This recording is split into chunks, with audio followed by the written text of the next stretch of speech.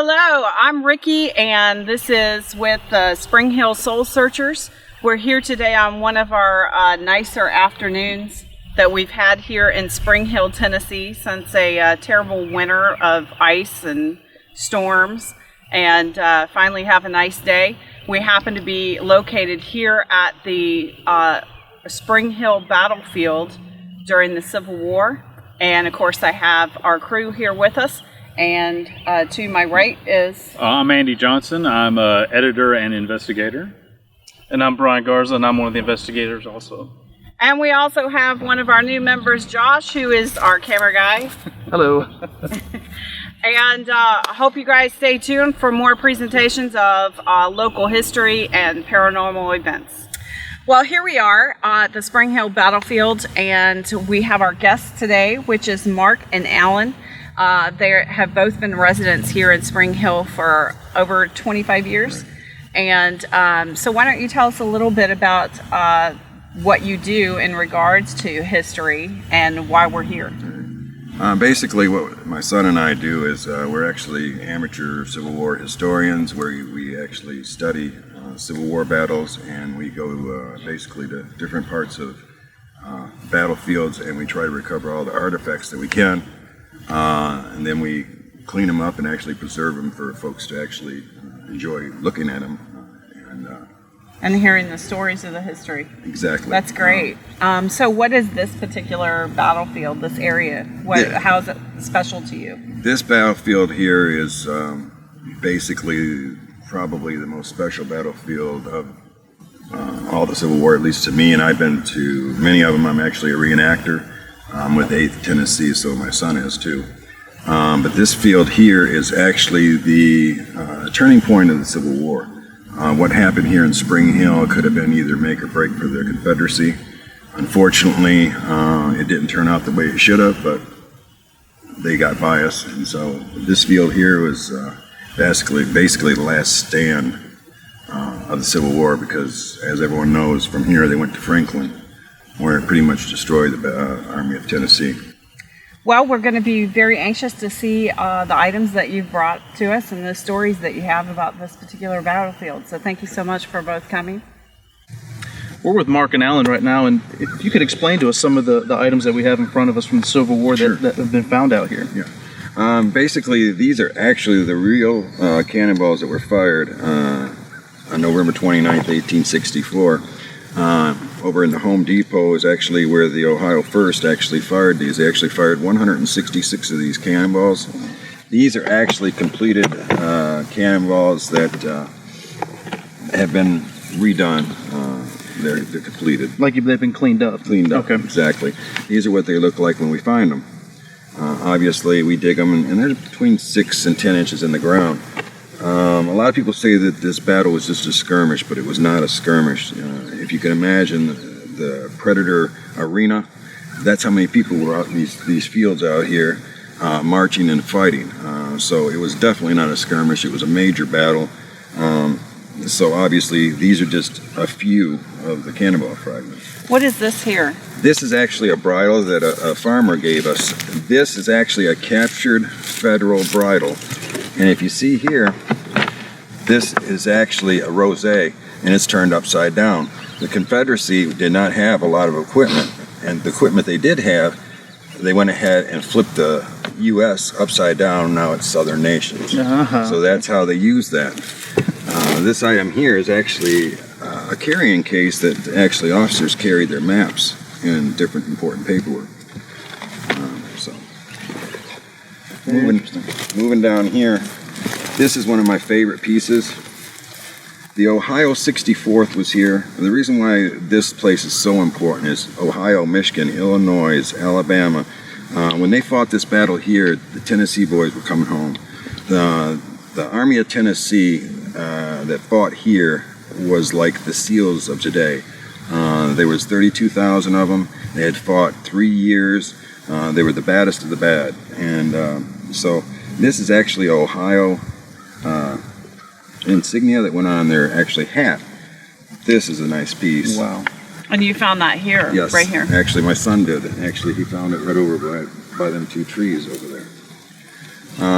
These items here, These were not dug. These are actually just period forks and knives. This is how you would eat.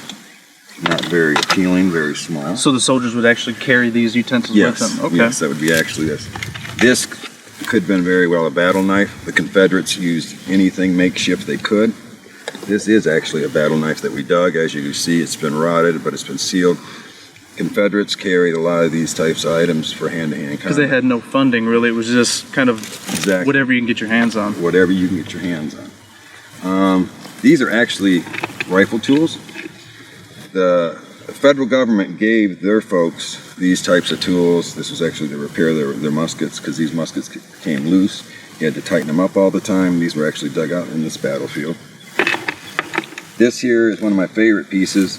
When the Yankees were running down 31, they were clanging, and it was very early in the morning, and they were afraid they're going to get caught. They had done a very slick thing anyways by passing the Confederacy. So when they got down right outside of town, the generals told them to start throwing the pans off because we're going to get caught because they're clanging too much. This happens to be one of those pans. Wow. They dug it That's about interesting. 20 inches deep. It has been sealed, and that's all that's left of it. So you've pretty much just, your whole life is pretty much wrapped around this Yes. period in time. You know so much about it. So when you come across pieces like this, do you automatically know what you've got in your hand, or do you have to like look at it and do a little research, or do you? Very little. I've been researching it for 25 years. I read. My wife, I'm probably driving her crazy. I've got probably about 400 books on the Civil War. That's amazing. It's my passion. Very much like this field's my passion out here. This field, I can't even explain how passionate I am about this field. So in these cases, you've got mostly, it looks like bullets. Correct. These bullets are Have all of these been found here? yes. Every single one of them? Every one of these bullets Wow. has been found here. Now I have other bullets that my son does a very, very good job of placing everything in order. He knows exactly where the bullets are from Franklin, Spring Hill. I have stayed pretty much around Middle Tennessee my whole life, trying to recover as much relics as I can from actually our local home. These are actually pocket knives that they carried. This is all that's left of them. Wow. That was one thing that was standard for federal Army guys. They would get one of these knives. The Confederacy did not. That is actually a real bayonet and it was used in the Civil War, but it was not dug here. How many soldiers would you say fought in this general area right here? You know, and maybe how many you think died on this battlefield? 19,662 came across this field. There was several fields they crossed. They crossed across the road. They went down Carter's Creek Pike. They went down 431. They came down through Kedron. There was a total of roughly 32,000 Confederates. The Federals were outnumbered. They estimated between 13 and 16,000. So they were very much on the defensive. They were trying to get to Franklin, where they had other reserves there. Obviously, once they got to Franklin, their troops ended up being 35,000. But this was the last place the Confederates spent the night before they went to the Battle of Franklin. For 7,000 of them, it was the last night on Earth. Why don't you tell us a little bit about this rifle that you brought? This is actually, as I said, I'm a reenactor, so is my son. This here is a 52 Enfield. This is actually the exact gun that they used in the Civil War. They either used a 63 Richmond or used an Enfield. Later on in the war, they used a Sharps, a repeating caliber. That's what won the war for the Federals, because they were repeating rifles. They could actually shoot up to 5 bullets. This one here, you'd have to actually, if you were very good at it, you could load 3 rounds per minute. This particular one is exactly built the exact same way it was in the war. So a real big disadvantage from the other troops when they can shoot 5 rounds and you only Exactly. 1. This weighed 9.5 pounds, and can you imagine carrying that all day long? Wow, It gets very tiresome. it does. Yeah. Mark, you were telling me earlier about that particular item, and I'd really like you to tell the story behind that. This here is probably off of a 52 Enfield. Could have been off of a Richmond. We don't know. Actually, the markings are actually with a rust. My son found this out here, and this is the most special piece that we found out here. It doesn't look much, but if you look the way the hammer is cocked, this is what you call make to the ready. The reason why this is such a special piece is when you are a soldier, you actually have black powder in here. You load your bullet up, and the only time that you're able to fire is when your commander says make to the ready. When you make to the ready, you pull your hammer back. Then he's going to tell you aim, and then you're going to aim at your target. As you see, with the lock plate being this way, it's the last thing you do. And if you look at this, the same thing here, this soldier was ready to fire. Unfortunately, he didn't get his fire off. So either he got wounded or he got killed before he was able to get his shot. So this one's kind of heartbreaking. Yeah. Okay, so Mark, you're going to kind of take us on a little bit of a tour here of the field and tell us some stories specifically that took place during the battle and some of the experiences that you've had as well. All right, well, the area we're walking in right now was all wooded at the time. This was actually, the Yankees were actually pushed back into this area. The area we're walking to a little later on, I'll show you, but right here was actually the defense that the Federals got pushed back on November 29th. This is where they made their stand.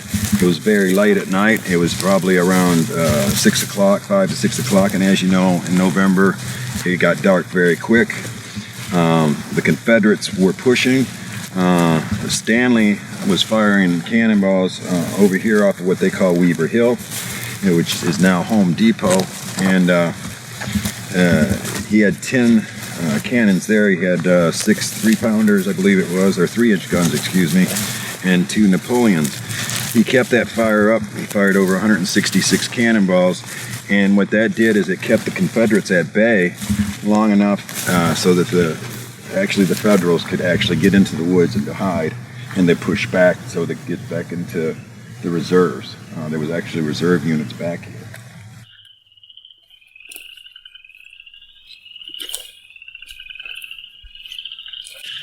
Now this area here is actually, I wouldn't want to say it's the main part of the battlefield, it's the very back of the battlefield. As you know, the battlefield went from Ripley-Villa all the way to Duplex Road, all the way to Kedron, all the way to Saturn Parkway. That was the entire battlefield, including, of course, the crossings and across the street on 31. This particular area was actually wooded at the time. Bradley's division, which was a federal unit, was back in here. They were being pushed back. Very late at night. The Confederates were coming from actually that direction there. I'm trying to think exactly which way it worked, but Claiborne,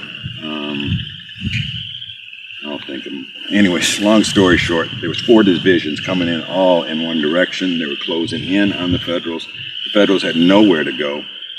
Even though the artillery was blazing, like I said earlier, they fired 166 rounds at them. It wasn't stopping them, it was holding them off. And so the only thing that stopped it from happening is the generals of the Confederacy got their orders wrong. Forrest had done a great job throughout the whole day.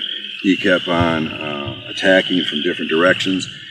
So the Federals didn't know exactly where the Confederates were coming from. So they were really freaked out at that time. They're like, well, we don't know where Hood's going to show up at. Well, Hood ended up showing up way down here, and actually about a mile down here, and came forward with 19,000 troops. They assumed at one time they had a few divisions ahead of the main forces. They thought that was it. And then when they saw the 19,000, they actually had a brass band, and they had their flags flying. So it looked like Gettysburg through here. And Stanley at that time, he didn't know what to do. He said, we're cooked. And you're saying that all of that was more wooded than it is now? Actually, it was wooded, and then there was cornfields going to the south. And over in this area, it was wooded. And then this is the only thing that saved the Federals was the woods. And that it was turning dark. Once it got nighttime, the Confederates didn't know exactly what to do, so they went back and asked Hood. Well, Hood was at Oaklawn, which was actually 3 miles from here, actually 2.5 miles from here. So the time they got the orders from him, they couldn't just actually call him up on a cell phone and say, hey, what do you want to do here? Right. They went back. Well, Hood thought he was having a good time at Oaklawn. He was having a regular dinner with the family, and eating high on the hog while his men were out here eating squalor and beans. And so when he went to bed at 9 o'clock that night, he thought things were good. It was a done deal. We've got him. Well, that wasn't the case. Schofield actually came out of Columbia around 7 o'clock at night, and he marched the 64th Ohio, the 40th Missouri, I believe it was the 37th Illinois. And there's a funny story about the Missourians, but I won't say what that was. But